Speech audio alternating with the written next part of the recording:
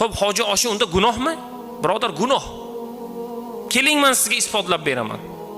Yetimlar bor, och.